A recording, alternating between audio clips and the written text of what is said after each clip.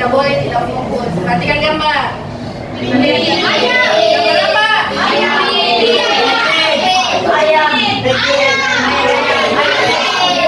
apa? Ayam.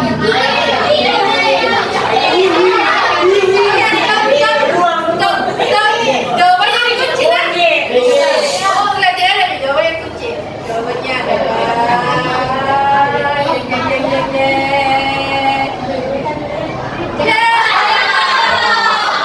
terakhir. Harus benar nah. Terakhir ini. Oke. Bagus.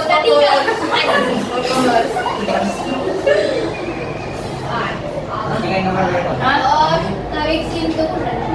Bulan madu. Tarik kesimpulan. Betul.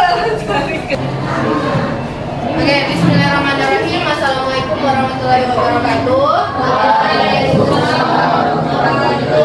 Oke. Jadi sekarang itu kalian masuk di kelas coding dan KKA. Nah, salah satu materi yang paling pertama yang akan dipelajari di kelas coding dan KKA itu adalah berpikir komputasional, yaitu cara cerdas memecahkan masalah seperti komputer.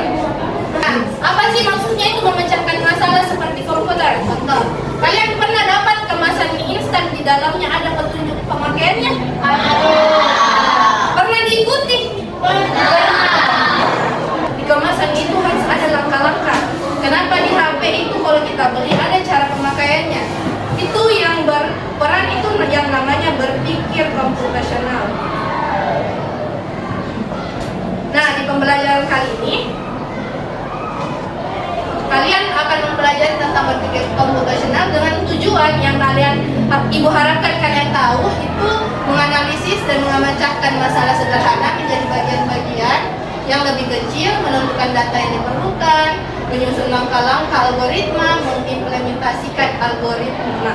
Jadi tujuan pembelajaran materi berpikir komputasional itu ada 4 itu. Nah, berpikir komputasional bukan berarti kita harus menjadi robot, Nana. Bukan berarti kita harus jadi komputer untuk berpikir menggunakan kode-kode rumit. Tapi berpikir komputasional itu suatu metode atau cara berpikir yang memecahkan masalah yang rumit atau susah sekali menjadi diselesaikan dengan secara metodis, efisien, dan logis.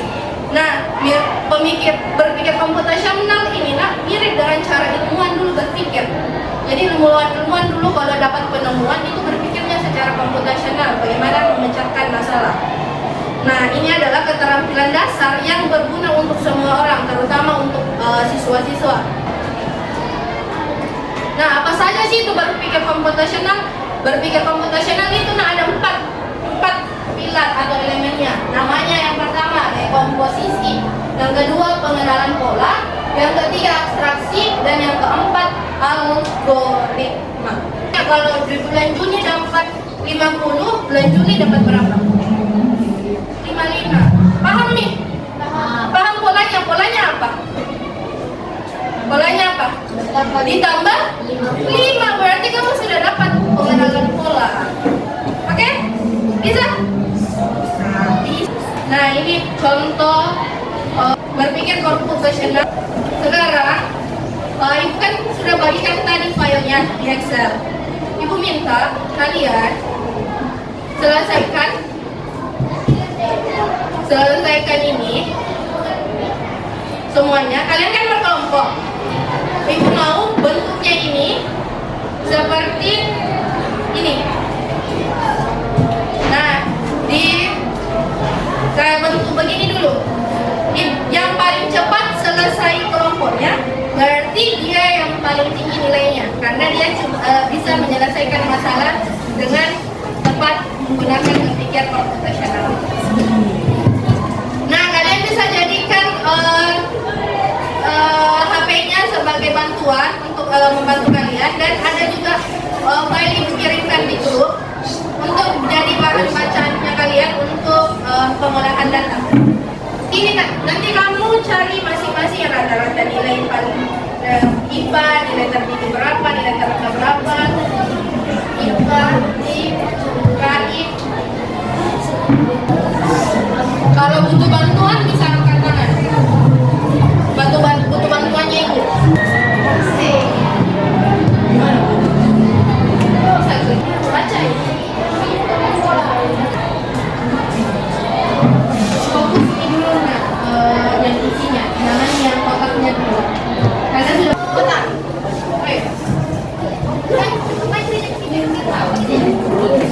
Ayo,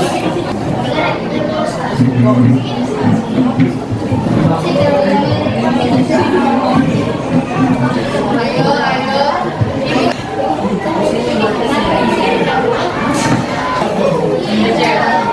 Ayo, ayo. Ayo, bisa-bisa selesaikan. Coba lihat masalahnya ada berapa di atas.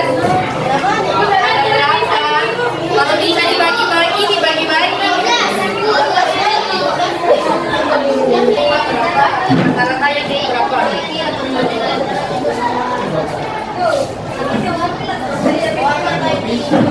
Mana Mina? Sampai di mana ya?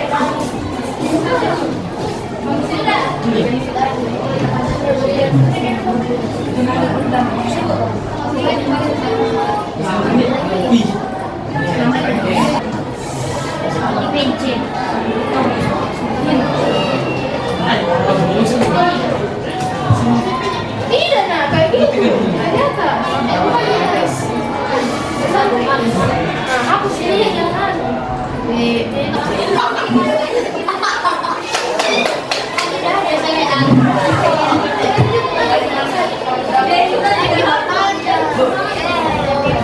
Kayak tadi yang ibu jamkan. Kalian selesaikan dengan rata-rata tertinggi, terendah pakai PDF yang ibu kirim. Caranya. Caranya rata-rata nih.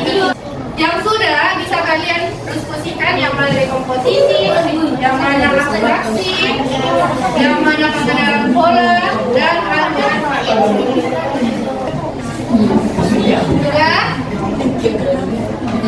Ada yang belum selesai kelompoknya angkat tangan?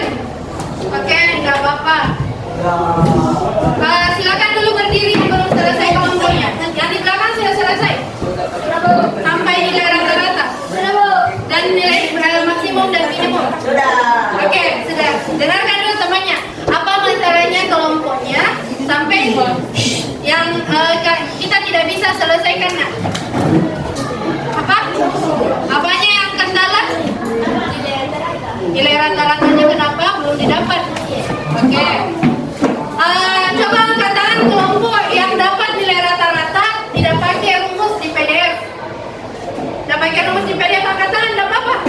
Oke, kelompok satu, kelompok dua dan kelompok tiga. Oke. Yang di belakang juga, yang di ujung juga tidak pakai rumus, tapi pakai kalkulator.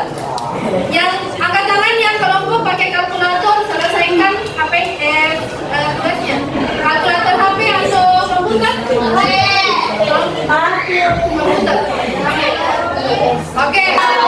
Jadi nah, dari yang kita lakukan kegiatan hari ini, ada yang selesaikan pakai HP.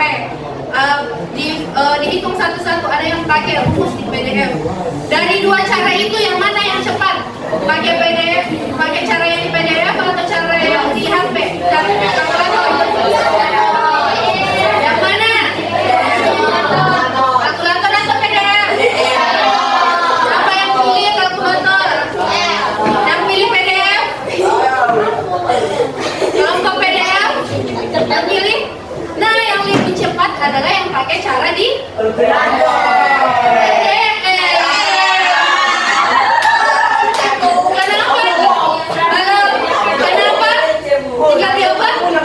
tinggal dipencet-pencet pakai rumus. Kita tidak masukkan lagi tambah 90, tambah 80, tambah 30. Iya kan? Kamu selesai tapi bisa dilumpat sama kelompok sebelah. Langsung selesai. Ya kan? Ya kan? Ya kan? Jadi kalau ibu kasih cara di PDF, kalian masukkan caranya sesuai instruksinya ibu, oke? Jadi pembelajaran hari ini, kalau dari pembelajaran hari ini, semua ibu harapnya kalian dapat pengalamannya, pengalamannya menggunakan Excel, menggunakan mengolah data. Jadi di bagian kegiatan kita hari ini, yang termasuk bagian dekomposisi atau berpikir komputasional elemen dekomposisi, itu pada saat kalian input data siswa satu persatu. Yang kalian pindahkan namanya, kalian pindahkan dulu namanya dulu. Nah, baru nilainya. Baru kalian atur formatnya, kalian sesuaikan garis-garisnya. Nah, itu bagian dekomposisi. Nah, kalian pecah masalah jadi bentuk yang kecil. Betul. Terus pengenalan pola. Pengenalan polanya itu semua nilai ada di kolom yang sama. Kayak gini, misalnya IPA dan matematika. Misalnya matematika itu nilainya semua matematika di sini, nilai IPA semua di sini. Terus rata-rata sama untuk setiap kolom. Misalnya AVRAG itu B2 sampai B5. Berarti di kolom B baris ke 2 sampai baris ke 5 B2. Nah, kalau dari yang dibaca semuanya ada 2 kelompok yang sudah benar cara membuat algoritmanya. Misalnya, coba bedakan yang mana yang lebih jelas perintahnya. Kalau kalian ikuti perintahnya ini, kalian bisa lakukan seperti itu. Misalnya, kelompok yang ini sama yang ini. Yang pertama, mengetik ulang. Yang satunya, menyalin ulang nilai. Kalian ikuti yang mana? Menyalin ulang nih nilai. Kenapa? Yang mana yang lebih jelas? Apa yang menyalin ulang? Ya, nilai. Jadi harus jelas. Jadi algoritmanya seperti ini.